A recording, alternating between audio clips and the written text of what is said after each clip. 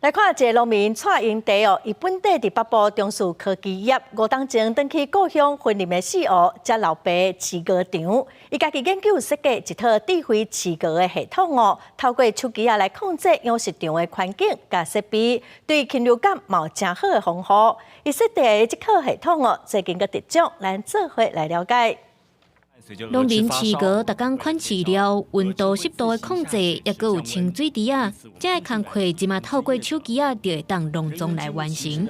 原地伫咧做科技业的蔡英地，登去婚林四湖，甲老爸斗饲鹅，家己研发出这套智慧饲鹅设备。我们用智慧农业技术，然后用新的绿能支持农业。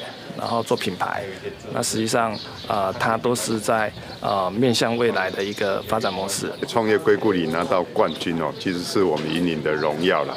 那象征的是什么？象征我们的年轻人返乡哦，带入了科技，带入了绿能，甚至于带入了省工的经营啊。 农业处表示，这套智慧饲鹅的设备会当减少禽流感的风险。伫咧全国149个创业团队当中，摕到规个里创新创业的冠军。未来会当互县内其他的养殖场做改造的参考。也那防疫所嘛表示，除了硬体设备爱改善，人员嘛得爱加强教育训练。管理的人员对于各种疾病、各种病原的这个入侵的一个概念。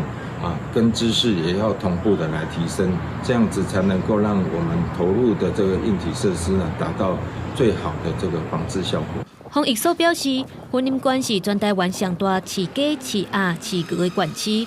伫咧2015年，捌爆发462场的禽流感，今年到今也阁有13场的禽流感发生。希望透过中央甲地方的经费补助，辅导业者来改善环境，减少禽流感。